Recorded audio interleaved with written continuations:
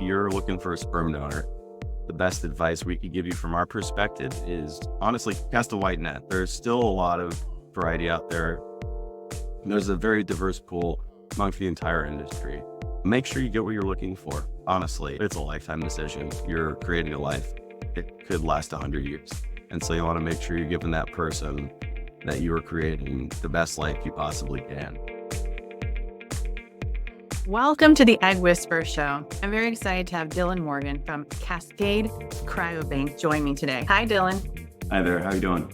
I'm doing great. You're here for a very important reason, and that is because of this show that just came out on Netflix, Man with 1,000 Children. And I said to myself, this cannot be happening in this country. We connected over this show because you guys are doing something that's basically going to hopefully totally disrupt the sperm donor market in this country and hopefully the world. Right. Yeah. We started a new program called our Early Disclosure Program, which is, as far as we know, an industry first in the sperm banking industry.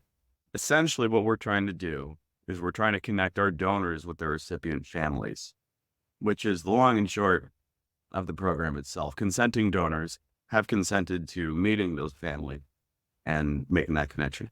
I mean, my mind is blown. This is what I've been advocating for since I basically started my practice. And so I have this program. I don't know if you know about it, Dylan. It's called Freeze and Share, where egg donors meet the recipient from the beginning. And it's just so incredibly unfair that there isn't an option for sperm donors to also meet recipients. I know your program isn't from the beginning, from the start of the search. Maybe one day it'll change. But I think this is such a huge start so that if I were to have a live birth, my child then wouldn't wonder who is my donor. And then the donor also wouldn't be wondering who's going to be knocking on my door in 18 years from now. Yeah, exactly. So share with me a little bit about the history behind your sperm bank. What motivated you to start your business? So I'd have to point you toward our initial founder, Dr. John Carpenter. He's a gastroenterological tissue pathologist in Linwood, Washington, and saw an opening in the market. We were looking at sperm banking and the sperm industry as a whole and realizing there's a significant amount of unsupplied demand. And, people need sperm because they want to have families. And so we started doing our process development in 2021, figuring out what it takes to successfully freeze and thaw sperm. And then in 2022, started recruiting donors. And then in 2023 is when I came in and I started setting up the business to distribute. And we're here now. We've had some interest all over the country and with some of our international partners. And we're just hoping we can share with the world what it is we're doing. And how has your background and experience influenced the operations and success so far of the sperm bank? I come from an interesting background. I started out as a sperm donor at Cascade Cryobank. Not anymore, of course. We're not selling my sperm at the moment, but I had been working at a brewery. I had originally gotten my college degree in biochemistry. I minored in entrepreneurship. I started a couple companies. I started a chocolate company in college, and that was a lot of fun. But unfortunately, we opened right about the same time COVID started going around. So we couldn't quite pivot away from that at the time. But yeah, ultimately I ended up working in a brewery and donating sperm at the referral of a coworker of mine. And I got connected with Dr. Carpenter, and, I had the experience in starting businesses and doing operations and selling and marketing things. And so it kind of fit very well. So you just shared with everyone listening that you actually are a donor at Cascade, although they're not sharing your sperm. So you have intimate knowledge as to what the experience is like from a donor standpoint, and also from a sperm bank as far as what they're looking for while selecting and screening sperm donors. Can you just share with us what that is? Walk us through the process of how you guys approach selecting and screening sperm donors, and what criteria do you think are the most important? I could start by saying, what's the most important criteria? And it's different with every donor. Number one, we need to make sure they pass through the FDA screening. They don't have any infectious diseases and no criminal background. I would say that's probably the most important, because if we hit any of those marks, then they can't be a sperm donor, unfortunately. And then after that, yeah, it's such a nebulous question. Like, what's most important about anybody trying to have a child? It's really up to whoever wants to use their sperm. So from our perspective, ultimately what we really want to make sure we look at when we onboard a sperm donor is their mental health. We want healthy, stable people being the people that donate sperm with us, because there's always the question is, are these factors genetic or hereditary? We can't say for everything if they are or not, but we want to mitigate that risk if at all possible. And especially right now, especially in the medical field, everybody's talking about mental health. So we want to be ahead of that as Yeah. best as we can. So you're looking for donors who are honest and transparent and without a criminal record. I'm curious though, alcohol and marijuana. I feel like when I'm looking at profiles right now, I see so many donors say drink all the time, smoke weed all the time. And I would say in the old days, people would not be able to be a donor if they said that. But I feel like nowadays it's okay. What is your stance on substance use? Right. So we abide by ASR and mental health guidelines. Substance use, we don't immediately prohibit it. Of course, we don't really mind if people have drinks on the weekend like that, but we do screen out for any kind of substance abuse disorders, alcoholism. We screen out for tobacco use. And it's kind of a natural screen out with marijuana because heavy marijuana use can negatively affect your sperm production anyway.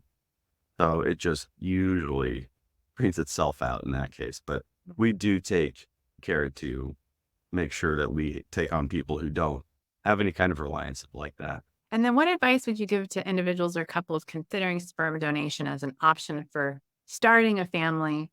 And more specifically, like how best can they prepare for the process? If you're looking for a sperm donor, the best advice we could give you from our perspective is honestly cast a wide net. There's still a lot of variety out there.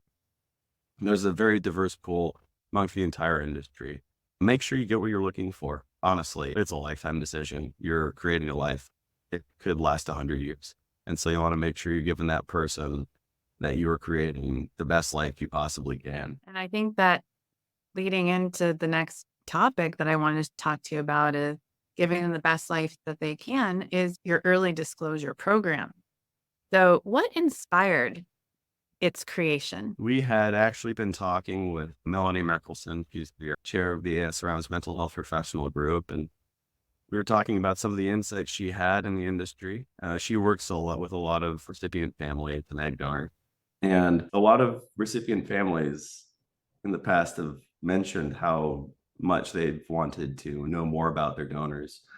And, there's been a big shift in the industry to go from anonymous donorship to both known donorship and open ID disclosure to some degree. Right now in Washington, at least, there's the open ID law. So consenting donors to that are agreeing to release their ID information to the donor-generated offspring that apply to the bank after they turn 18. So we were thinking about how can we differentiate ourselves? What more can we do? And we just looked at this program and said, why do we got to stop at 18? Why can't we just make it sooner? We could give these people this identity information right away. And so we went around trying to figure out, why isn't anybody else doing this? Why isn't anybody else creating this program? And as far as we can tell, it's because everybody thinks donors aren't going to agree to it, but about half of our donors have. So all we had to do was ask. I love that. And then Yeah. what are steps involved for a recipient from reporting a live birth to meeting the donor? What happens from there? We want to make it as seamless as possible. Of course, we want to keep track of our donors and, have a good handle of their schedules, but there could be some time between the report and the meeting itself, just depending on scheduling. But yeah, once a live birth is reported, we go right out to our donor and we say, hey, we've had a live birth reported. It's time for one of these meetings. And then we have to get their schedule. We have to get the recipient schedule, and we have to get Melanie, our mental health professional, schedule. She moderates these meetings for us. And then, as soon as we can get all three people scheduled together, then we let it go. And then after that, are future meetings moderated? Do people exchange personal information like emails or phone numbers? So it depends. The donors have their own specific list of boundaries and rules that they like to put forward. I will happily talk about this, but I like to avoid these topics, or I am okay with future contact or not. And then, of course, there's some more minute details that involve like the Universal Parentage Acts and the states that the uh, children are born in and the families that are created. So we do have to be cognizant of like, there's some rules in, I believe it's like Kentucky or Louisiana where we just got to be a little careful with how we moderate these meetings and what we can say and what we can let the donors talk about. And do you think that this program will change the landscape in the sperm banking industry in general? Do you see other sperm banks doing this as well? I certainly hope so. It's just been so easy to ask donors if they're okay with this. And so many of them are. From what we found, sperm donors get into sperm donation because they want to help people have families. They're usually people who've had good family experiences. They understand what they're doing.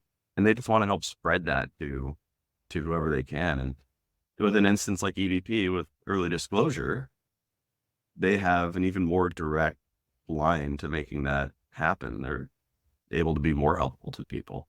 So I'm hoping that other sperm banks and other industry members look at our program and use it as a model for their own. Are you worried at all that someone might donate to your sperm bank and then they might meet the family and then maybe the family for another sibling, for example, they'll try and use the donor outside the sperm bank for home insemination? Is that something that you guys have talked about? We do worry about things like that, but of course, we have boundaries to how far our business can operate and what we can tell people to and not do. We try not to bring on anybody who's donated sperm before, and it's a screening question of ours, of course. So if anybody's donated sperm before, they can't donate with us. It's not necessarily the same thing for like if you've had your own family. We don't screen people out if they have kids of their own. But in an instance like that, we want to tell them, hey, you've signed a contract with us and we kind of promise a family limit that we want to abide by and can't have you going out beyond our boundaries. And What is your family limit? it's 25 worldwide. Okay, worldwide. Okay, so 25 worldwide families. I just want to get back to the movie Man with 1,000 Children and just kind of talk to you a little bit about that. If any of those clinics had done 23andMe or asked that sperm donor for his 23andMe report, they would have known that he'd already donated and maxed out his family size limit to clinics all over the world. Do you see sperm banks maybe doing that on their donors in the future to protect families and donor conceived people? It's a great idea, I think. It's certainly a great avenue to take in terms of ensuring your family limit. We have our sibling registry. We have a Facebook group for our donors, and so do other banks. I'd love to have the banks all get together and create a kind of common sibling registry to say, hey, listen, we've got this guy. We have his name here. We have his name here. We have these donors listed already.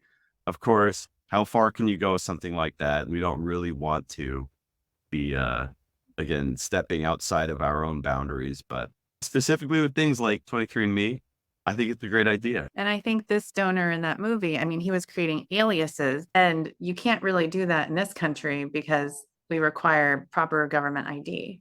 Yeah. So I don't see how, in this country at least, you could be making up names the way that he was as he was traveling the world. Yeah. What sets you apart?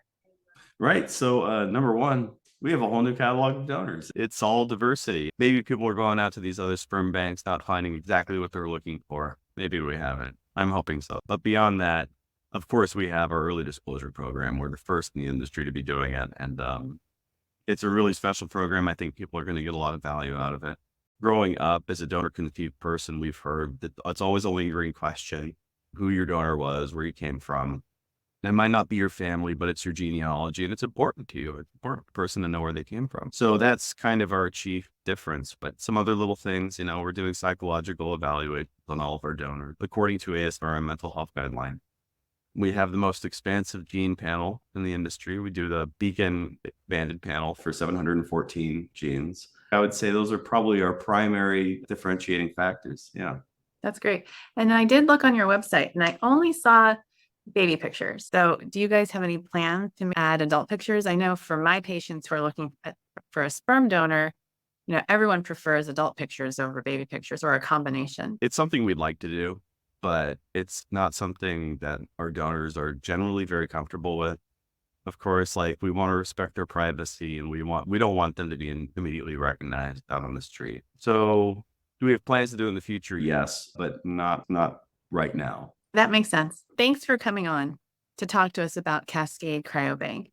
Where can people find information about your bank and donors? Yeah, just head over to our website at www.cascadecryobank.com. We have everything you need to know about our program. We have our donor catalog on there as well. And if you have any questions, you can always email us at service@cascadecryobank.com.